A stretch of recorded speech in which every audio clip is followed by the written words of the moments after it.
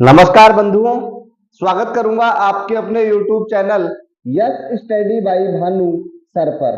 आपका दोस्त आपका होस्ट उपस्थित है आप लोगों के बीच एक बार फिर से एक नई अपडेट के साथ। दोस्तों, आज हम चर्चा करने वाले हैं एसएससी जीडी की भर्ती को लेकर, जिसका एग्जाम हुआ, री एग्जाम हुआ। अब हमें आंसर की साथ ही कट ऑफ की जानकारी चाहिए, तो वो सभी जानकारी आप लोगों के लिए लेकर उपस्थित हूँ साथियों। लेकिन एक निवेदन है कि जो भी साथी चैनल पर नया है, प्लीज चैनल को सब्सक्राइब करें, साथ ही बेल आइकन ऑन करें, ताकि फ्यूचर में जो नोटिफिकेशन होंगे सबसे पहले आप लोगों तक पहुंच जाए, आप लोगों को मिल जाए। आज हम जिन बिंदुओं पर बात करने वाले हैं वो इस प्रकार से हैं। देखिए, मैन फैक्टर नॉर्मलाइजेशन, किसको होने वाला है नॉर्मलाइजेशन का फायदा और किसको नहीं होगा फायदा, वो जाने। किसको ज्यादा फायदा, आंसर की अपडेट, आंसर की को लेकर आप लोगों के लिए जो खबर है कब आपकी आंसर की जारी होगी वो टाइम मैं आपको बताने वाला हूँ। एक्सपेक्टेड कट ऑफ क्या रहने वाली है वो भी बताएंगे, साथ ही आपका री एग्जाम जो दोबारा एग्जाम हुआ उसका लेवल क्या रहने वाला है या क्या रहेगा वो जानकारी आप लोगों को देंगे। साथियों, जैसा कि आपको बताया, आपकी वैकेंसी लगभग 26,000 वैकेंसी आप लोगों की थी। 26,000 वैकेंसी आप लोगों की, जिसमें 16,000 अभ्यर्थियों का वापिस री एग्जाम हुआ, 10,000 का नहीं, मतलब 16,000 वैकेंसी जिस जोन वाइज थी उनका री एग्जाम हुआ है, और 10,000 जो वैकेंसी थी उनका पहले हो चुका है। 26 के 26 का एग्जाम हुआ था, लेकिन आंसर की जारी नहीं होने से या एग्जाम सबमिट नहीं होने से एग्जाम वापिस से हुआ है दोस्तों। तो ये आप लोगों का आज अपन बात करेंगे, विशेष चर्चा है एसएससी जीडी के वीडियो को लेकर। लेकिन एक बात जरूर फिर से कहना चाहूंगा कि जो भी मेरा प्रिय साथी जिसने चैनल अभी तक सब्सक्राइब नहीं किया है वो प्लीज चैनल को सब्सक्राइब करे, साथ ही बेल आइकन ऑन करे। दोस्तों, सबसे बड़ी बात रहेगी मैन फैक्टर नॉर्मलाइजेशन, क्योंकि कई साथियों को मैं बता दूं कि नंबर कम बन रहे हैं। उनके दिमाग में एक चीज बैठी हुई है कि हमारी जो शिफ्ट आई थी वो हार्ड आई थी।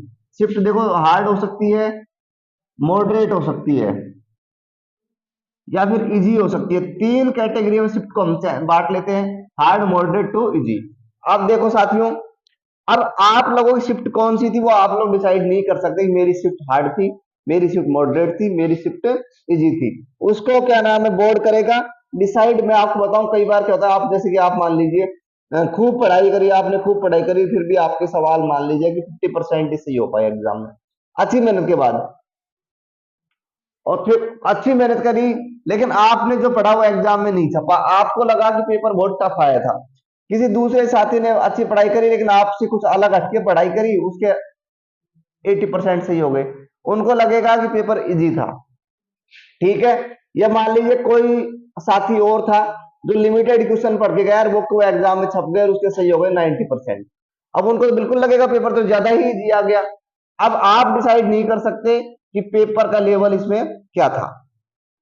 पेपर का लेवल अगर आपको जांचना है, पेपर का लेवल आपको पता लगाना है, तो आपको लगभग इसमें रिव्यू सिस्टम, इसमें आप लोगों के रिव्यू लिए जाएंगे।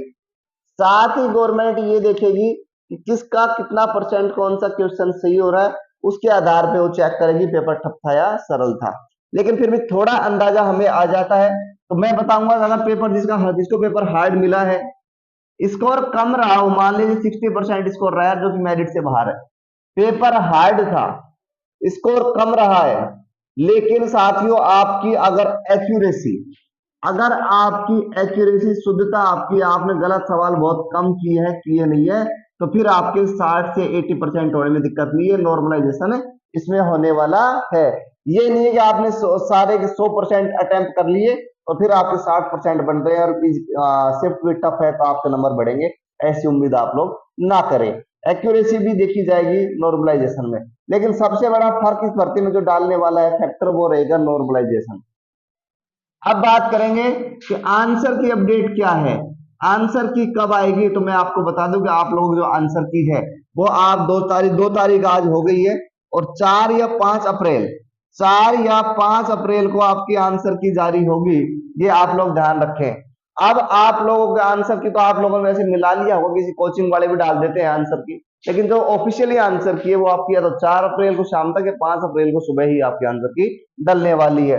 बात करेंगे cut off, expected cut off, ये मैं रेड स्टार कर रहा हूं इसलिए कि आपके आंसर की के बाद हम एक पोल चलाएंगे जिसमें आप लोगों के नंबर जानेंगे, और नंबर जानने के बाद आप लोगों को हम एक्सपेक्टेड कट ऑफ दे पाएंगे। अभी भी हमने पोल चलाया था लेकिन वहां से हमें सटीक जानकारी नहीं मिल पाई है, इसलिए कट ऑफ का वीडियो आप लोगों के लिए 4 या 5 तारीख को ही जनरेट किया जाएगा।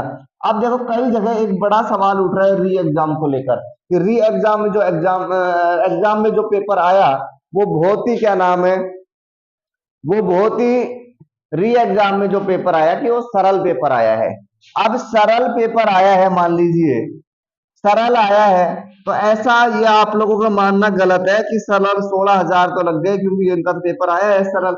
ऐसा नहीं है, पेपर इनका सरल भी आया है तो पेपर लेवल नॉर्मलाइजेशन फैक्टर के तहत दो सबका पेपर लेवल बराबर किया जाएगा, उसके बाद ही रिजल्ट जारी किया जाएगा। तो आपके दिमाग में जो बैठी है सूचना है 16,000 के लिए तो पेपर इजी था, तो ऐसा कुछ नहीं है। तो दोस्तों आप लोग घबराए नहीं, जिन्होंने एग्जाम दिया है मेहनत के साथ उनका सिलेक्शन 100% होगा।